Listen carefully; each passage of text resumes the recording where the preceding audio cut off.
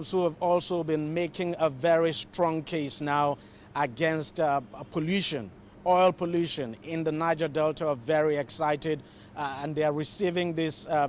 They're receiving the news with huge excitement, as a matter of fact. So everyone is happy in that region. Of course, Shell is not happy about it. It says it is disappointed in the ruling, but then this is a final ruling from the Supreme Court. So it means we're going to see, very likely going to see, a deluge of cases brought against Shell in the coming weeks. And of course, it means this case will now go to trial. So the farmers will now have to start their case against Shell. It all depends on Shell, how it intends to resolve this. The people have said they're willing to meet with Shell to discuss a way of resolving this in terms of compensation now, and that going forward, they want to be sure that Shell carries them along in its various operations in the region. But I can tell you, Lindy, the people are excited about it. And one of the things that's quite incredible about all of this, Deji, is that we're seeing, farmers and fishermen get this fantastic victory at one of the highest courts in the United Kingdom. You mentioned also the role that civil society has played in all of this. But what about the Nigerian government? What's their position been on this case from the time it started?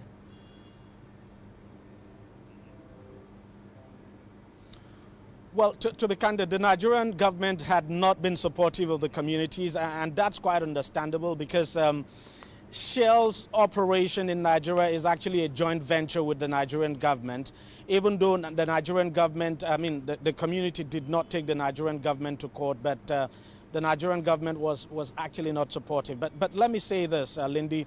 The Nigerian government had actually acted on a report by the United Nations Environment Program. That program actually issued a report sometime in 2011 detailing the extent of the environmental damage now caused by the pollution now in that, especially in Ogoniland, caused by Shell.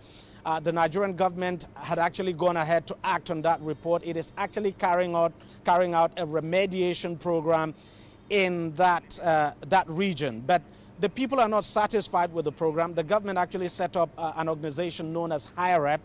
HIREP is actually responsible for carrying out the remediation effort in Ogoniland, but the people are not satisfied.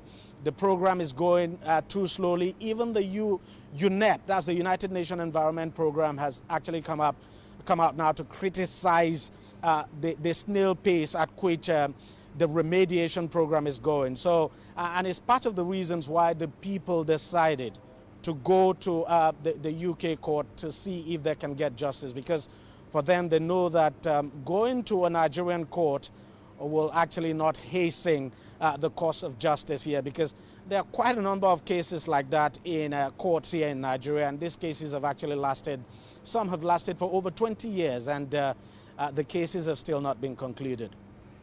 Deji Badmus, thank you so much for that. Now let's go from Lagos to London for a legal perspective on this story. We're now joined by Dr. Gebenga Oduntan.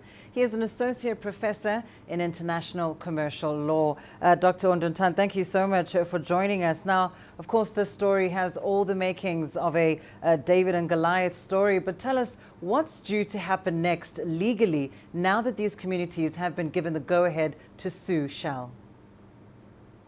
Thank you very much for having me on your program. The good news is in many directions. First and foremost, things will happen internationally. This is a decision that stands in support of international environmental law. International environmental law is that part of law that governs natural resources and the framework of sustainable development. So this is good news in that area. It's also good news for Nigeria and for many parts of the Commonwealth, actually, and all the common law countries, because it represents a watershed moment in the accountability of multinational corporations and also the ability of impoverished and poor communities, indigenous communities around the world to hold their own against power of corporate actors. So that's the good news internationally. It's something that will travel around the entire common law world, and also it's a reinforcement of international law. In Nigeria, it should lead to good news. I congratulate the indigenous communities that have followed this case through. It's not been easy. They've suffered setbacks in the past. And now that we have good news, we have a progressive decision by the Supreme Court of the United Kingdom. It's something really to look forward to in terms of translating this into action in Nigeria. What it means is that not just Shell, but Nigeria and the Nigerian government precisely now needs to move to the current agenda of international law, which is to make sure that sustainability is at the forefront of exploitation of oil in that country. What it means is that Shell needs to forthwith stop all environmental degradation in the Niger Delta. What it means is that Shell needs to compensate as soon as possible, reach some negotiation with the communities. Else, with this judgment, it is clear that the communities will win a case if this goes to court.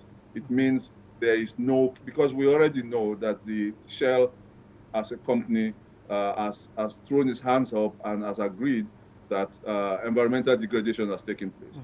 It's what we call in law, the facts speak for itself.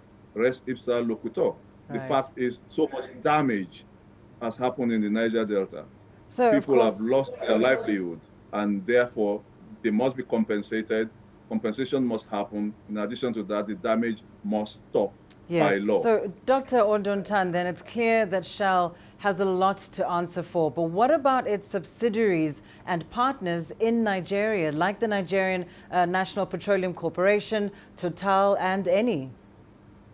Oh, yes, I agree with you, and that's exactly why I started off by saying that the Nigerian government itself has a lot to do with a judgment like this.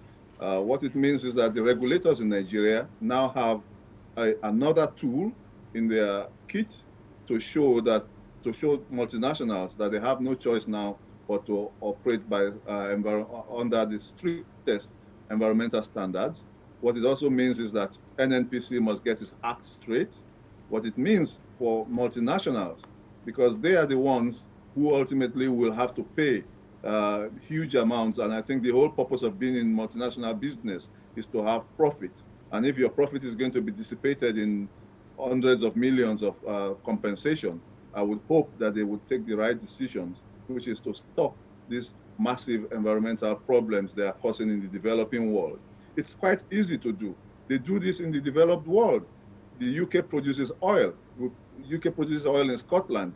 They produce oil in other developed countries. Norway produce and exploit oil in exactly the same sustainable manner that you do it at home. And don't maintain a two-track kind of operation where in one country you are leading to massive degradation where the people for the next 30 years will not be able to have clean waters to fish in, will not be able to have clean waters to drink, and even compensation cannot meet up for that. It's absolutely shameful the way Shell and other, and it's, of course it's national operative arm in Nigeria, have been operating. And this is not the first time that they are having cases decided against them. So I really wonder why they think this is a sustainable way to conduct business into the future. Well, as you've said, Dr. Odontan, we are on the brink of a watershed moment. Thank you so much for sharing your legal insights, joining us there live from London. Now, turning to other news coming out of Nigeria, refugees who fled into neighboring Cameroon due to the Boko Haram insurgency will soon be taken back home. Officials say the process will be voluntary and will target over 46,000 refugees who now live in camps located in Mokolo, that's in the far north of Cameroon. This follows an agreement between officials from Borno State in Nigeria and the Cameroonian government. The refugees are mostly from the northeastern Nigerian state, which is the epicenter of Boko Haram's activities. The exercise is due to take place from late February until early March. Now, major European powers are condemning Iran's move to produce uranium metal. France, Germany and the United Kingdom worry the metal will be used to make nuclear weapons, insisting it breaks the 2015 nuclear deal. Tehran says it's for research and is necessary for medical use. The United Nations nuclear watchdog confirmed Iran produced 3.6 grams of the material. Meanwhile, Iran continues to insist that U.S. President Joe Biden must lift sanctions imposed by the Trump administration before it considers returning to the nuclear deal.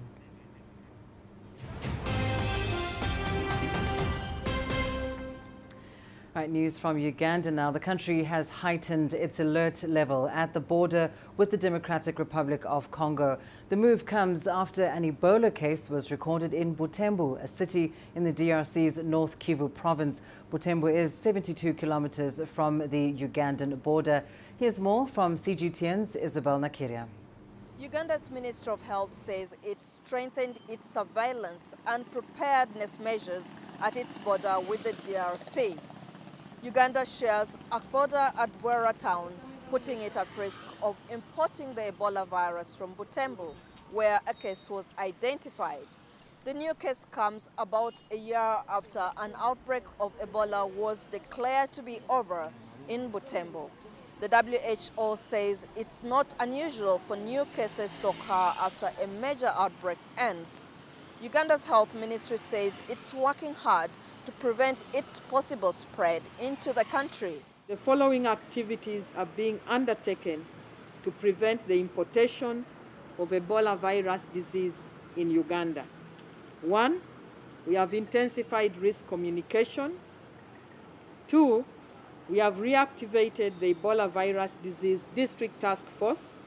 And 3, we dispatched a team of rapid response people to Kasese district, and they will be giving us a comprehensive information on the situation.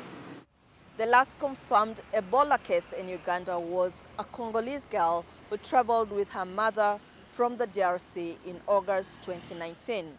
Uganda has now sent health teams to the border to ensure screening measures are followed. Isabel Nakiria, CGTN, Kampala, Uganda.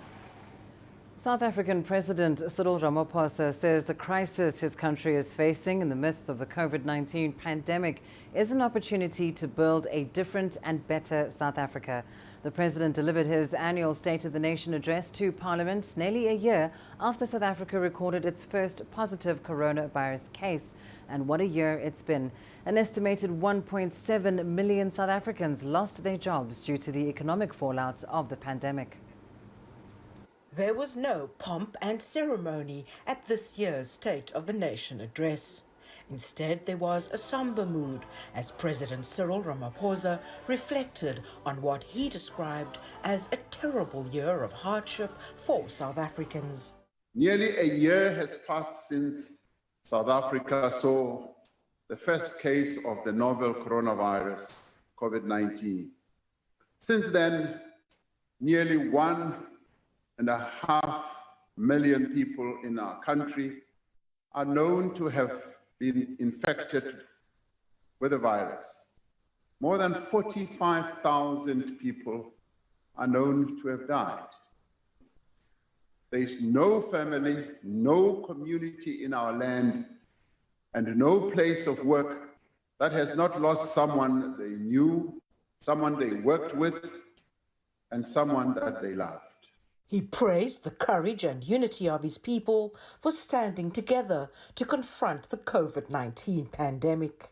It is this South African spirit that must drive our resolve to build a new and more equal economy and a better and more just society. The year ahead must be a time for change, for progress, and also for rebirth. It must be a year in which we rise as a people. The president assured South Africans that a massive vaccine rollout program targeting healthcare workers would soon get underway, starting with the first 80,000 doses of 9 million Johnson & Johnson vaccines. And he said, just like COVID-19, poverty, hunger, joblessness and inequality also needed to be defeated. Over the past year, South Africa has experienced a sharp decline in growth and a significant increase in unemployment. Poverty is on the rise, inequality is deepening. In the third quarter of 2020, our economy was 6% smaller than it was in the last quarter of 2019. Our unemployment rate now stands at a staggering 30.8%. President Ramaphosa said a national anti-corruption advisory council would soon be established to combat corruption, one of the greatest impediments to South Africa's growth and development. And as international travel starts to recover in the wake of COVID-19, South Africa would undertake a full e-visa rollout to countries such as China, India, Nigeria, Kenya, and 10 other nations. Renat Al-Palm, CGTN, Cape Town, South Africa.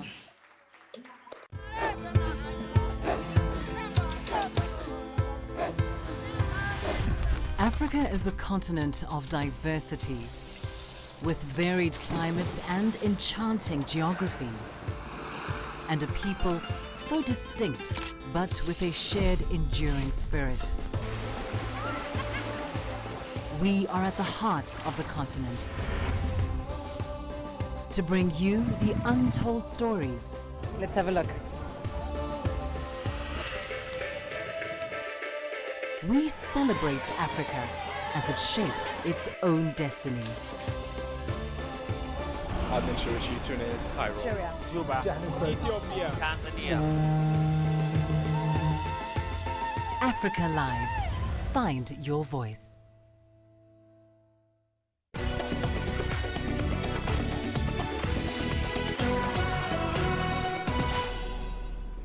Egypt's Hurghada city hosted another round of Libyan constitutional talks.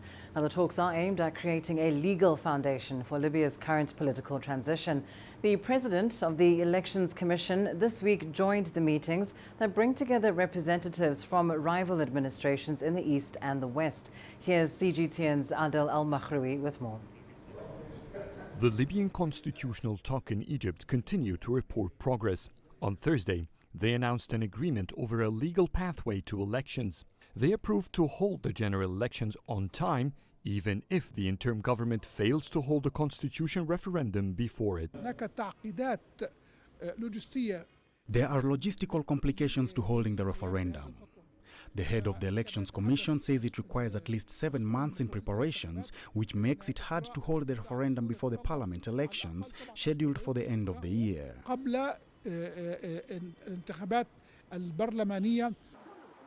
Legally, if politicians insisted on holding the referendum, they must be prepared for a possible popular rejection of the draft constitution. If that happens, more time will be needed to form a new draft, which could delay the general elections. The constitutional track is made up of representatives from the Eastern Parliament and the Western Council of State. The president of the Libyan Elections Commission has also attended the Hurghada talks this week. They are looking at ways of including tribes that rejected the referendum or the election. The Hurghada talks need everyone to have their input. This is not the last round of talks because the obstacles are numerous. The Elections Commission can help to bring the spotlight to technical issues not usually considered by politicians. Hurghada aims to make them overcome these issues. Beside the referendum, representatives have listened to a plan by the Elections Commission for a timeline on issuing voting IDs for eligible voters in Libya. The UN has been strictly sticking to December 24th to hold parliament and presidential elections. Adel Mahroui, CGTN, Cairo. Now, this week marks the 10th anniversary of the uprising in Libya, which overthrew former President Muammar Gaddafi. Yasser Hakim highlights the aftermath of the uprising and what's expected in the country's near future. Many thought the revolt against Muammar Gaddafi would bring prosperity to Libyans. But 10 years on, things have not gone as earlier predicted. It has turned out to be a conspiracy. This uprising was a disaster. Foreign military interventions like that by NATO forces have destroyed the country, the institutions, the people. It was not an uprising to bring peace and stability. It was a conspiracy to destroy a country that was independent and sovereign. Now we have extremist groups, terrorists, armed militia, chaos in all sectors. The situation was compounded by continued power struggle between two leaderships in the east and west of the country. The UN and international community back then had a plan to establish an interim government for a limited period, but they picked the wrong officials for the Fayez Sarraj government, mostly Islamists who support extremist groups, casting aside the popular personalities who have a strong public backing. The UN policy created a rift in the country between East and West, and the government became a burden by allowing foreign interventions such as Turkish forces. The North African country later hosted terrorist groups and also became a proxy war zone for foreign powers. These conflicts have had their impact on the economy and living conditions. Oil is the main source of state revenue, but its output dropped significantly during the conflict, affecting the country's budget. But recent developments have been positive. The ceasefire that's in place has allowed increased oil production levels, as well as the formation of a joint committee overseeing a roadmap for parliamentary and presidential elections. The 5+5 committee began its mission strongly and was productive according to the UN's Stephanie Williams. The priority as agreed upon is to disarm the militias and push out Turkish forces and foreign mercenaries based on the Berlin Doctrine. This will pave way for the UN Security Council peace plan to succeed. But some are still skeptical about the possibility of a positive outcome from the UN-led process. The United Nations and all who interfered in the issue have failed due to the spread of weapons, chaos, divisions. Libya's problem is not political, and that's where the UN has gone wrong. It should be dealt with as a security crisis. Armed militias are controlling the state, the economy, controlling politicians and decision-making. For a successful process, armed militias should be eradicated. Libyan politicians are currently mapping out the final steps of a peaceful transition. If successful, the next few years could turn out to be much better than the previous decade. Yes, Hakim for CGTN, Cairo.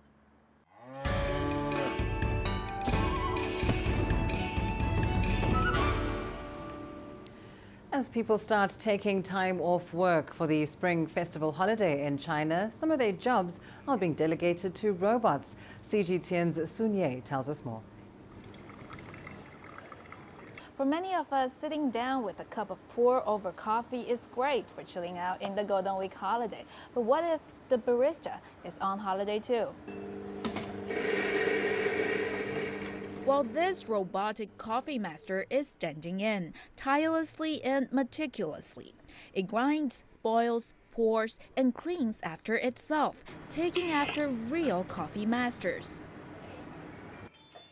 Action Coffee had one installed last year to limit human contact as part of its pandemic control measures, but found the robot brings other perks. The robot frees up one person for us. Making pour-over coffee requires a barista's full attention. No distraction allowed for 5 minutes for every 1 cup. Now we have a robot to do it for us. Besides, it looks cute.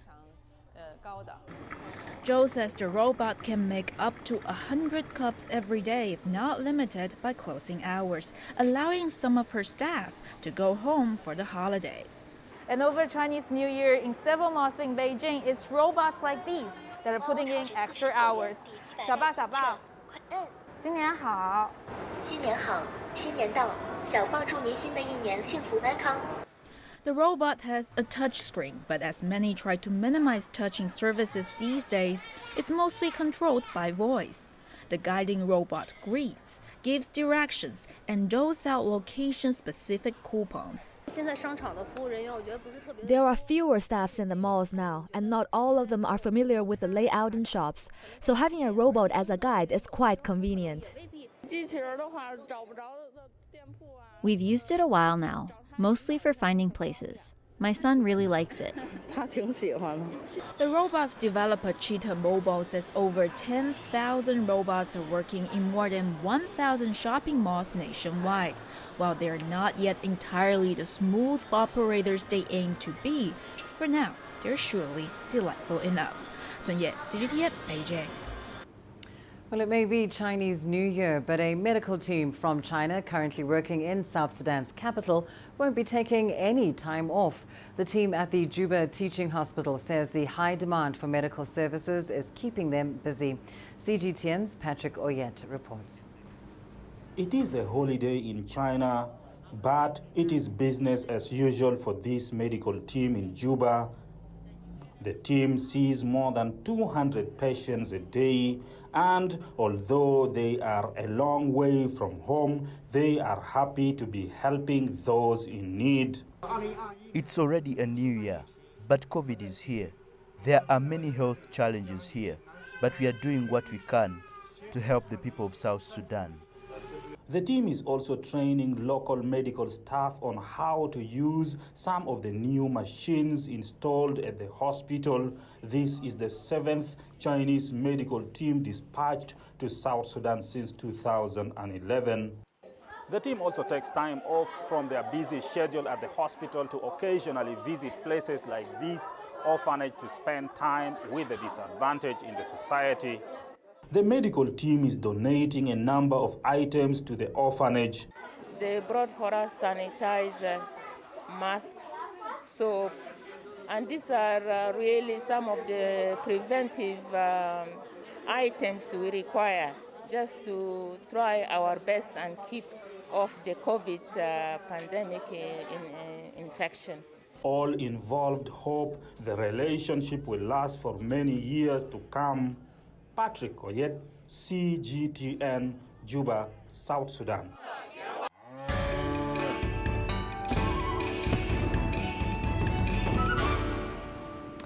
Let's now go to Panina for your latest business news. Thank you, Lindy. And coming up on Africa Live Business, South Africa estimated to have lost around $2.5 billion due to COVID-19-induced liquor bans.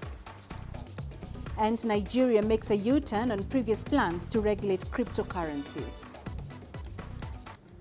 Africa is the nexus of enterprise, and global business will tell you why it matters. From the mega investment projects to multi-billion-dollar mergers and acquisitions. Africa today collects, just in terms of revenues from taxes alone, $545 billion a year. If you take 10% of that and you devote it to the energy sector, problem solved. All this on Global Business, weekdays at this time on CGTN.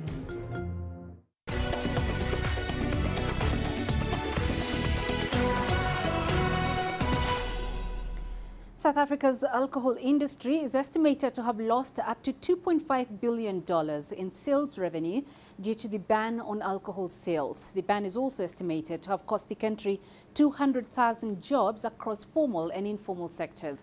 Advisory firm FTI Consulting said the cost of the total bans has trimmed about 30% of sales opportunities and 1.1 billion litres in sales volumes. Overall, alcohol sales declined by almost 17% in 2020 compared to 2019. FTI added that the state has incurred losses estimated at $2 billion in tax revenue and $593 million in direct excise revenue loss. Nigeria's Securities and Exchange Commission has halted plans to regulate cryptocurrencies until investors are able to open bank accounts in the country. This comes after the Central Bank of Nigeria ordered the closure of accounts dealing in cryptocurrencies. The SEC changed its stance after receiving queries related to policy conflicts between the two regulators. Nigeria is one of the top countries in Africa with crypto penetration. According to market data compiled by CoinDance, over 60,000 bitcoins were traded in Nigeria in the last 5 years. And still in Nigeria, the government has formally flagged off construction of a 284-kilometer rail project connecting the country's northern city of Kano to Maradi in neighboring Niger. President Muhammadu Buhari performed the groundbreaking ceremony virtually to kickstart the $1.9 billion project. CGTN's Deji Badmas has more. It's an ambitious rail project and the first that will link Nigeria to another country. The Kano-Maradi rail project does not just link Nigeria to its next-door neighbor, Niger. The government says it will enable the country compete with other countries along the West African coast for the movement of passengers and freight from landlocked countries in the region. This vital infrastructure line will establish an end-to-end logistics supply chain in railway transport services between northern and southern regions of the country, reaching Nigerian southern ports of Lagos and Warri. The entire route encompasses territory inhabited by close to 80 million people across 10 states of the country. The connection to Niger Republic through rail will also foster trans-Sahara trade and contribute to the expected gains in the African Continental Free Trade Area Agreement. Nigeria is seeking to boost its economy through rail transport. The government is currently modernizing its rail infrastructure to decongest its roads and ease the movement of people and cargoes across the country. Experts say the Kano-Maradi rail project will facilitate regional integration and significantly boost government revenue as well as expand Nigeria's trade potentials. There is petroleum resources moving between the two countries. They have an excess of over 100,000 barrels a day or 150,000 barrels a day in excess of their demand. So they are sending that into Nigeria for refining. And then vice versa. And a lot of the things manufactured in Nigeria, made in Nigerian goods, they all head out there as well. So we need to intensify the link between us to ensure that, and even our power we are generating from Kainji Dam, they are getting a lot of this power. So why would you now allow other people to have competitive advantage over us when it comes to that segment of intra-regional trade? Nigeria has an ambitious port development plan. The government is constructing a number of new deep-sea ports in different parts of the country. The rail project is planned to link the seaports to help Nigeria boost its competitiveness. If you put an ICD, inland container depot or the terminal, in that Jimbia, which is our boundary town up there, now all of them will be coming there to take their goods. They will be shipping their goods from there. They will be receiving their goods from there because they are ports of original destination. So it is so much to our advantage as a country. The project is being executed by Portuguese construction firm Mortar & Girl Group and is expected to be completed in the next 3 years. The Nigerian government says the funding will be sourced from Europe. Deji Badmos, CGTN, Lagos, Nigeria. Internet services have resumed in Uganda following an almost month-long near-total blackout. The limited service affected businesses across many sectors. It's not yet known how much revenue has been lost, but small businesses are hoping their recovery will be quick, as Leon Sinyange now reports. Sandra Namara is happy to be back online. She often uses social media platforms to connect with customers for her flowers and gift business. But last month, the Uganda government blocked internet platforms like WhatsApp, Facebook and even Twitter. Namara says it put a huge dent in her earnings. It was so sad. We couldn't reach our diaspora clients because they're online and we're not online. You find that clients want you to show them the photos of the things you have. You can't explain over phone. Namara is not alone. E-commerce businesses, schools, and even public services were impacted. The month-long shutdown was imposed during the country's general elections in January. Authorities say it was for national security reasons. A lot was being planned using the different platforms. So having done what was done, saved us as a nation, made sure that at least there was peace and stability for the electoral process to be concluded peacefully. And I believe, having seen now that the electoral process is almost over, we can now go back to normalcy. The shutdown was widely criticized. According to civil society organizations, action blocking access to the internet was intended to silence voters in the wake of a hotly contested election. More than 10 million Ugandans were affected by the internet blackout. And while some social media platforms have now been restored, others like Facebook remain non-operational. The monetary impact of the shutdown still needs to be calculated. But digital campaigners say many sectors were affected and it will take a while to recover. The truth of the matter is we went back something to do with 3 years back because of multiple challenges that now are going to happen. People who would have connected to the internet between this period are going to take 7 more months or even a whole year before they connect to the internet.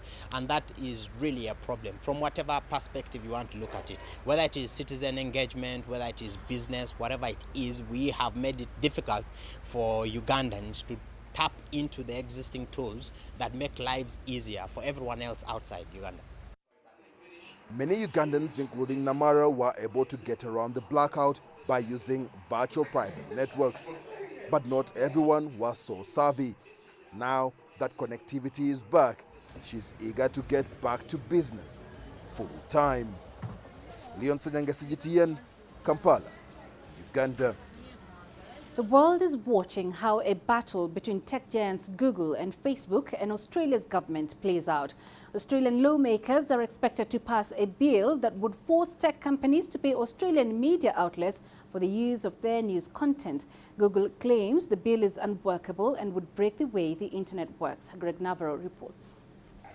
The two sides in a bid to compensate Australian media companies for the use of their news content couldn't be much further apart. It would give us no real choice but to stop making Google search available in Australia. Australia makes our rules for things you can do in Australia. That's done in our parliament, it's done by our government, and that's how things work here in Australia. And people who want to work with that in Australia, you're very welcome.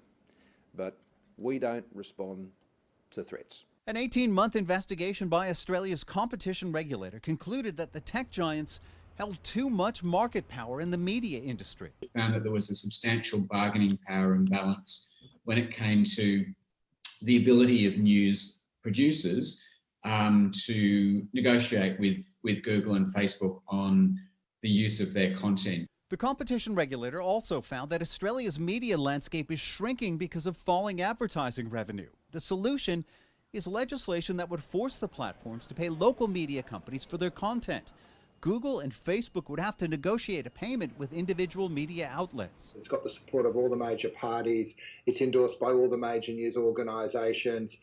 This is good policy to regulate big tech, and big tech needs to recognise that when they operate in a democracy, the laws of the land should apply. But critics contend the new law is a way of propping up a struggling media industry, and the tech giants argue that news media companies already receive a benefit from appearing in Google searches and in the referral traffic from Facebook. The big uncertainty, though, is what's the value of that benefit? How do you actually calculate, say, the benefit that platforms provide to news producers in contrast to the benefit that news producers provide to digital platforms? There's been a lot of discussion of different ways of regulating these social media giants. University of South Australia lecturer Damien Spry believes the legislation isn't fair to tech companies, in part because there's no accurate and universal way to determine the value of content produced by news media companies. So they're getting paid to produce something that may or may not have value. Experts point out that from Google and Facebook's perspective, Australia is not the most important, nor is it the most profitable market around the globe. And it is certainly not one, they say, that the tech giants can't afford to live without. And they can't afford to agree on a law that would set a precedent, allowing other countries to create similar legislation. I don't see Google or Facebook agreeing to participate in this, and they can't be compelled to if they decide to leave. Spry also says there's no guarantee that a compensation scheme for news media companies will guarantee better journalism, especially when there's a temptation to simply produce more content to bring in more revenue. Greg Navarro, CGTN, Melbourne. It's been over a month since Brexit, and it turns out the Netherlands is scooping up businesses lost by the UK. Amsterdam has surpassed London as Europe's largest share trading centre last month. Stefan de Vries reports. This is the birthplace of the world's first stock exchange. In 1602, the Dutch East India Company was the first company in the world to issue publicly traded shares in this building. The idea of a stock exchange became one of the most successful of Dutch exports. Today, 4 centuries later, there's another success to celebrate. In January, Amsterdam surpassed London as Europe's largest centre for trading shares. How is that possible? Well, Brexit. One of the consequences of the divorce between the UK and the European Union is that British exchanges and trading places no longer have the same status as European ones. Half of the European deals, which London banks and brokers would normally handle automatically, shifted to the European Union. From the 1st of January, the number of shares traded in London decreased to 8.6 billion euros a day. And it's not just the trading of company stocks which Amsterdam is anticipating. Earlier this week, US-based Intercontinental Exchange announced it's moving its €1 billion a day carbon emissions trading market to the Netherlands. The loss of the City of London's premier standing in Europe is partly symbolic. It won't really affect the employment levels there. The Netherlands, by comparison, looks to be one of the winners. Amsterdam is once again Europe's leading financial centre, just like it was 400 years ago. Stefan de Vries, CGTN, Amsterdam. We'll leave it there now we'll leave it there for now on Africa Live Business. But still to come on Global Business, more than 42,000 Nigerian farmers and fishermen can now sue Royal Dutch Shell in the UK. That's after years of oil spills in the Niger Delta contaminated land and groundwater. We'll be live in Lagos and London for details of that story. We shall have plenty more as well at the top of the hour. I shall see you then. For now, it's back to you, Lindy. Thanks, Panina. Well, let's take a short break now, but here's what's still ahead on Africa Live. Coming up, Tunisia's traditional weaving sector is facing challenges. The greatest journeys, the greatest sights, the greatest adventures. Here in Qanater, this weir allows the locals to walk on water. We're far more than just TV news. We're your passport to the wonders of Africa. To bring you stories of struggle, survival and hope.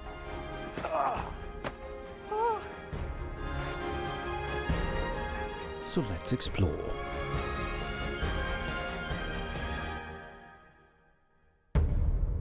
CGTN. See the difference.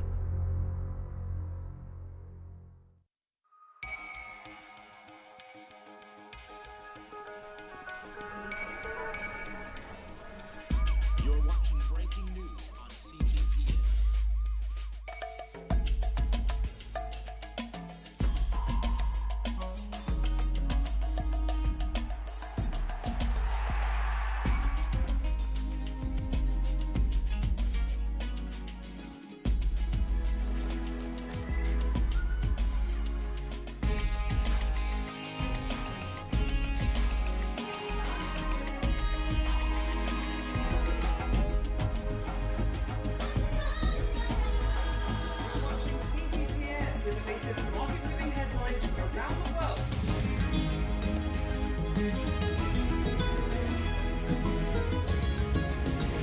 Welcome to the world today on CGTN.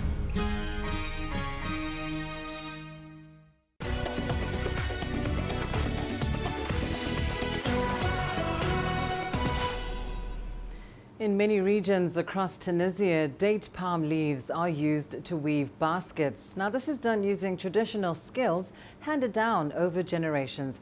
However, the sector is facing many challenges these days. Here's Adnan Chouachi with that story. Suad is a craftswoman who has mastered the art of weaving different products using date palm leaves. Basket weaving is her favorite activity, which she learned from her grandmother. I learned this art form when I was 5.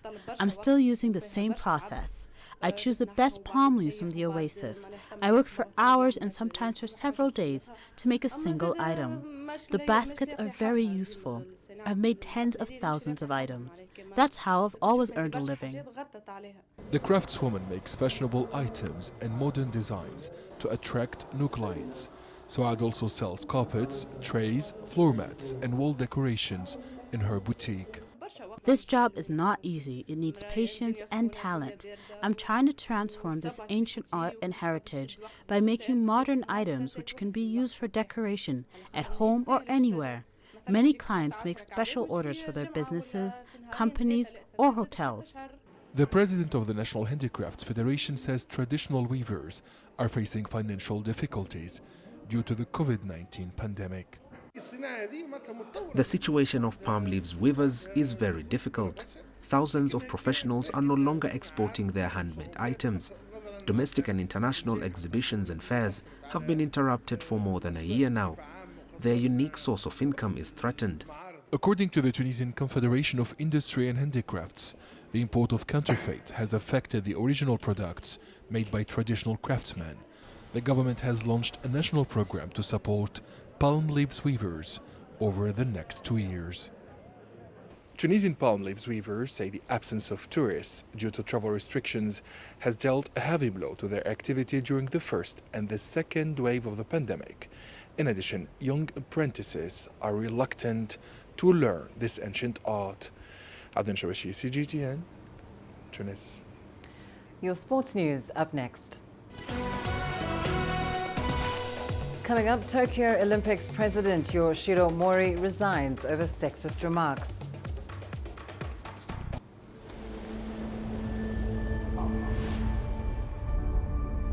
How would you create your legend? On the fields, on the tracks, in the arenas of Africa. Were you born to be a player? Could this moment be yours?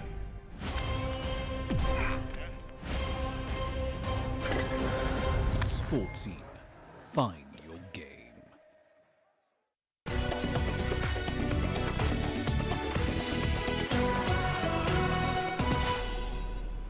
We start your sports news in Japan, where Tokyo Olympics president Yoshiro Mori has resigned over sexist comments.